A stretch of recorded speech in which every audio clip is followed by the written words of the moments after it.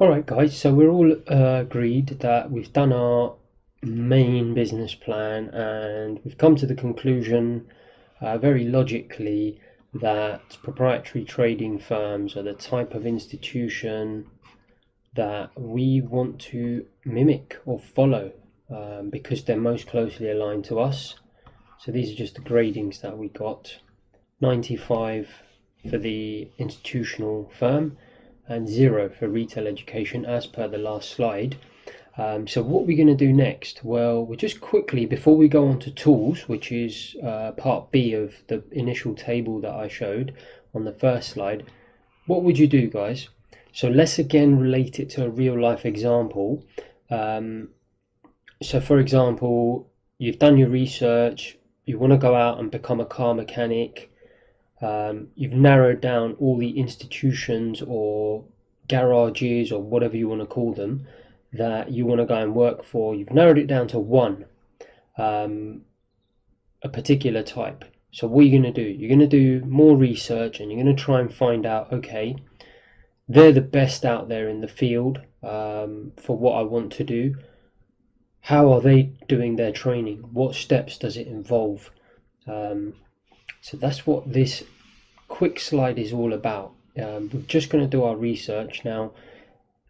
Obviously, to some extent, you're going to rely on me to tell you. So I'm going to give you the answers to the questions that you would have. So first thing you're going to obviously figure out is, okay, what's the typical path in terms of salary that these people are earning at this particular institution? So I'm going to tell you that. So in year one, typical person at a proprietary trading firm is earning between nothing and I would say not more than $10,000 to $15,000 if they're lucky. Why is that? Well, the reason is, if you think about it, and this is just another reason why they're the perfect choice for us to emulate.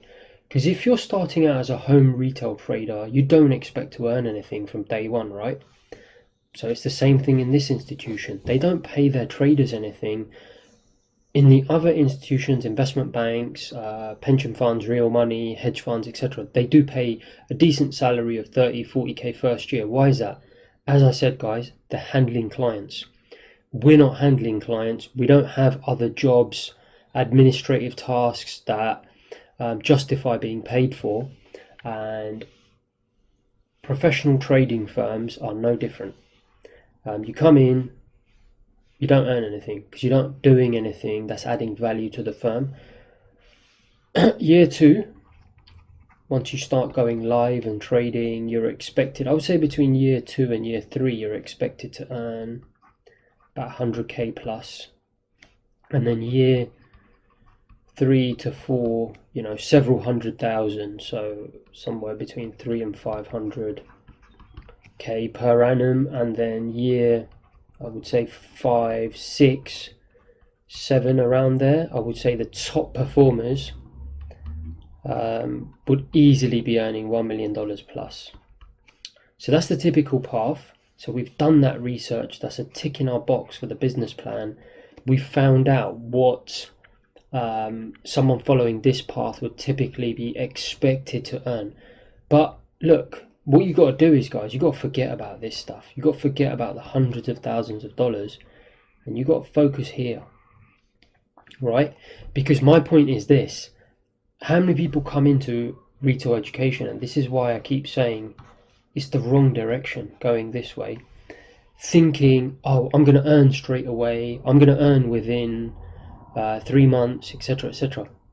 It's deluded reality, guys. Even in the most successful firms in the world, traders are not earning that quickly. So that's why this is really the key, is to understand as part of your business plan that your business, you, for the first 6 to 12 months at least, you're not going to be expected to, I mean, if you earn something, maybe 5, 10k, great, but I'm talking in terms of earning a reasonable salary. It's not going to happen. Why is that? So that leads me on to the methodology and the training program, which is also part of our research. Now, what it might be worth doing, and this is the last time I'm going to do this, is just revisiting why this is going in the wrong direction. So let's look at the overlaps in terms of a retail education and where we want to get to. What bits of it are we going to keep? Well, if you do retail education, obviously there's pure risk taking, which is great because we want to do that. But look what's missing, guys. Huge chunk is missing. We've figured out that this is the professional route or institutional route that we want to follow. We're doing some research now. You're more than welcome to go and Google this, do your own research. I recommend it, in fact. But obviously, me having been through this route, having been fully trained up myself, and spent significant amount of time in a proprietary trading environment, and successfully, I'm obviously well placed to tell you all of this, but by all means do your own research. So this is the chunk that's missing, and that's why, big reason to avoid this. Secondly, except that we are going to keep the pure risk-taking element of it, which you'll come to see. I'm going to come back to that in a second. Then this bit, obviously we're going to keep, because professional trading firms are looking at highly liquid markets, so Forex, which you're obviously familiar with. But again, guys, big chunk missing. Institutions, professionals are all looking at the futures market. Why is that? Well, it gives them access to order flow, exchange traded order flow, which is why I wanted to just do this comparison, because it's relevant to what we're going to go through here. So as part of our business plan, we can see, oh, we're missing this. We want that. Now, what exactly is that? Well, this was the big red herring on the last slide, and why I said that you're going in the wrong direction, guys. Now, let's think of an example. This is all about starting a new career, right? So the reason why I keep linking this to like a car mechanic career, or a lawyer, doctor, personal trainer, whatever it is because for some reason when it comes to trading, all logic goes out of the window. Guys, you don't need to do anything dramatic in terms of changing your approach to what you're already doing in your day-to-day life. That's why I keep relating it to these vocations that we're all familiar with. So let's say it's your first day on the job at a firm. Let's say it's Microsoft. This is a pretty good example, but it could apply anyway. It could apply to the car mechanics, the personal training role. Let's say you found your apprenticeship, and rather than doing it from home, you've actually decided, all right, I'm going to go and work at this firm. So let's say it's Microsoft, because you've decided that they give you the best chance of success in an IT career, for example. And there's a reason why I've picked this, because it's actually quite a good example. So it's your first day on the job, right? And your boss says to you, and there's another new recruit they've taken on. So let's say that your boss says to you, look, Microsoft are selling software on CDs, right? So we all know this. You buy the CD to download the software. So he says to you, look, I want you, so let's say your name's John, for argument's sake, and you've got a colleague, Mary, who's also on this apprenticeship with you. Now you're John, Mary's your colleague, your boss says to you, John, I want you as your first assignment to prove to me whether you're worthy of us keeping you on at Microsoft. I want you to give me a report in the next 2 weeks, and I want you to forecast where the price of those CDs, which I just showed you, are going to be in a year's time. So that's 1 year's time there. And he asks Mary the same thing, because obviously these prices are important to Microsoft. They're selling CDs, but they need to buy these CDs, so they're relying on the CD market price. Now, guys, it's no different to forecasting the price of an asset, right? Any asset. A CD is an asset. Pound dollar is an asset. The stock market, a stock in the stock market is an asset. No difference.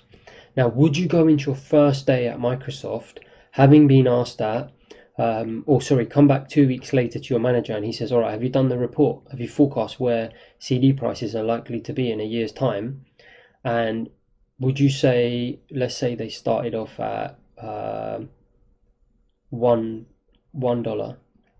per CD, and say, yep, boss, I think they're going to be up 20%, 1.2, so $1.20. And he says, okay, so why do you think that is? So that's your forecast. It's gone up 20%. And he says, why do you think that is? Well, he says, look, I've looked at this RSI indicator and right now it's oversold. So the indicator's oversold and I think it's going to come back up. A. B, we're well below the 20-day moving average, so I think we're going to get back to the 20-day moving average. And C, we are diverging from where the price was last year, and my divergence indicator tells me that we're going to be at $1.20. Now I'm doing my best not to laugh because we both know that that's ridiculous. Now Mary comes back and he says, what about you, Mary? Now Mary comes back and says, boss, I think the price is going to be 10% down. So it's at $1 and in a year's time I think it's going to be at 90 cents. So $1 down. And he says, oh, why do you think that? And Mary says, boss, I sent out a survey to all the CD manufacturers out there, and the responses I got back suggested that demand was going to be down around 10% over the next year, and therefore I thought it was logical that it will be approximately 90 cents. Now guys, who do you think is going to have a career at Microsoft? It's obvious, right? A.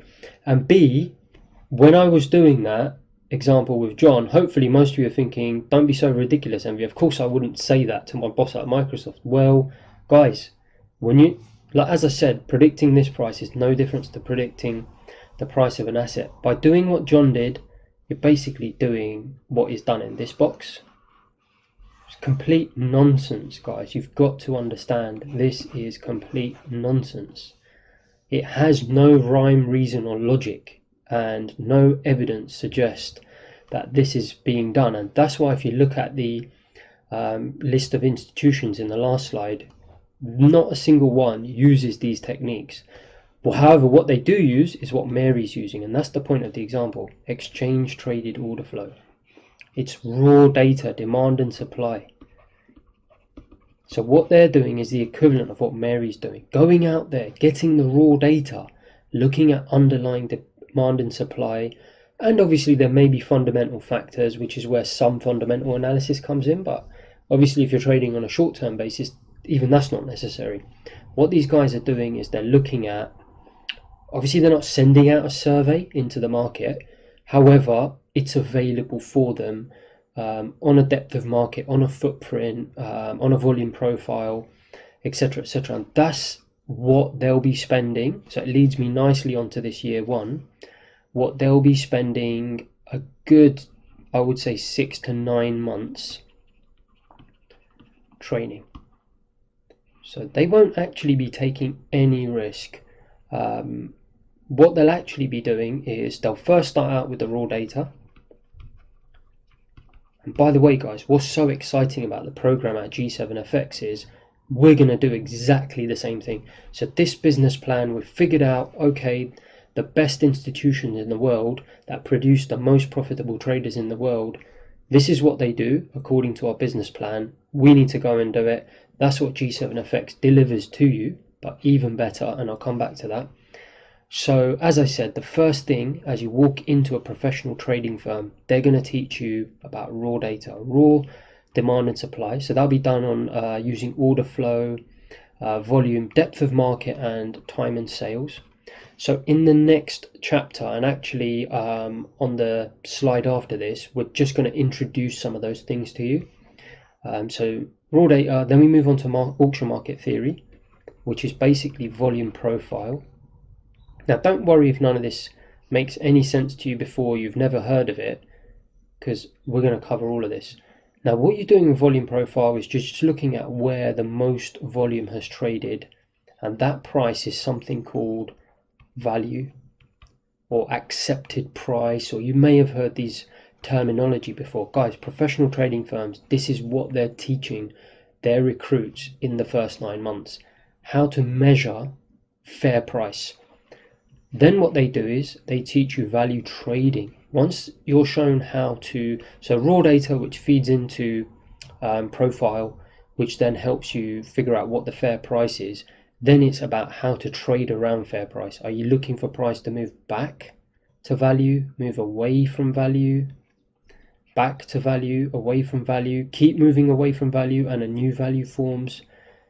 These are the sort of things that are involved in value trading. At the same time, you'll be learning obviously some fundamentals, especially if you decide to become a slightly longer term trader. Fundamentals are obviously very important. Guys, have you noticed how low on the list charts are? So at least my experience was, for the first 6 months, I had to prove profitability purely on the depth of market. So the quote screen that I talked about on the very first slide, where you've got bids and offers, executions, depth, just going down. Now, look, don't worry, I'm not going to expect you to sit there staring at this thing like I had to for 6 months before charts are even introduced. The advantage, and why I say G7FX is even better than learning from a professional trading firm, is because I've obviously been through training programs at a variety of institutions, so I kind of got a good feel for how different institutions affect the market as well. But secondly, and more importantly related to this, I've obviously seen the advantages and disadvantages of looking purely at raw data. I obviously do use charts to some extent now, with the VWAP, which is another, so volume profile, I forgot about the VWAP there. Volume weighted average price. I won't say much on this now because we're going to go through in detail. But in terms of charts, I kind of got in my mind what I think is the sweet spot. So I mean, by all means, spend 6 months looking at the raw data. I personally think a couple of weeks is pretty good. 2-3 weeks is maximum needed, just so you can figure out exactly what's going on behind the charts. And then I'm happy to introduce charts very quickly, but again, we can either decide that together, or you can decide yourself when you think is optimal. But I'm happy to bring charts in much quicker. But do notice that if you were to go and work in a professional trading firm, they're not going to let you look at charts, guys, for at least 3 to 6 months. And then after 6 months, that's when you start to bring everything together, because all of these topics are very deep topics that in themselves can take a month or two for each individual topic to really start to make sense. You then bring it together around, month 4 to 6. You then put on simulation, guys, on sim, which is like demo. So that's why I said on the initial slide, going straight into execution is completely crazy, because not only do you have to do the part A and part B research of tools and obviously what apprenticeship training you want best, you then need to start learning a lot of theory before you even start the sim trading. So that typically happens in an institution around month 4 to 6. Obviously G7FX will try and make that happen for you much quicker than that.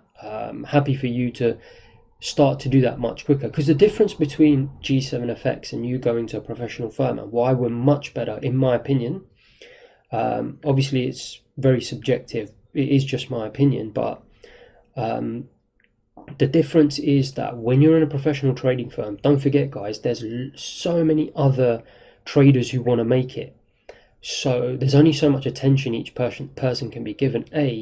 B, the guys there are incredibly busy doing their own trading, and I guess a lot of them, in particular in the teaching department, may not have, obviously I've got 16 years of trading experience, so I feel like there's a much better chance for me to bring that experience to the table, and reflect that in the program, which you may not get reflected in kind of in the professional. I guess what I'm trying to say is, in the professional firm, they have much more of a standardized program that everyone follows, And when you finish it at month 6, it's kind of like good luck, sink or swim. They put you on the sim. The ones that pass, brilliant. The ones that don't get dumped, and they move on and they bring the next batch in.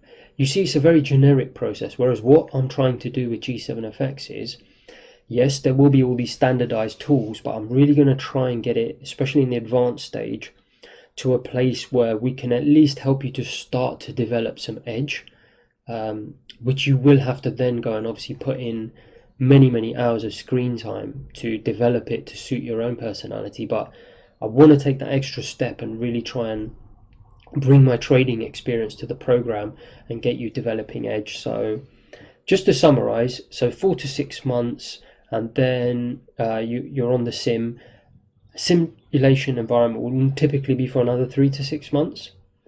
And that's why I say that will take you to year 1, guys, before you've even probably started going live in a professional environment.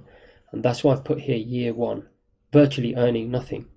Year 2, you start to go live, and then you might earn 30-40k real money in your first year, which is year 2. Year 3, you could be on 100,000, which is the figure I discussed earlier, and then obviously that can quickly ramp up very quickly. So, you know, the important point, guys, is get yourself to that stage of year 1 without rushing and jumping, which typically you do when you're going through a standard retail education. Do it the proper way, guys, the same you would in you know, like the environment I suggested here in an apprenticeship. It takes time to learn. Be patient. We'll help you the most we can. Hope that was useful. So that part of the business plan is over. We know exactly what we need to do. I'm not going to cover this again. Next slide is going to be the tools. But now we know exactly what we need to be doing for the rest of this program right towards the end. So it's kind of giving you an order of exactly what we are going to do over the course of the next several modules right towards the end. It's my job to try and get you to the stage of here, bringing it all together, and then very much where I can, obviously I'll support you throughout your trading process, but our job is to put you in the best position that when you do start trading, your chances of success are maximized. Hope that helps. See you on the next slide, guys.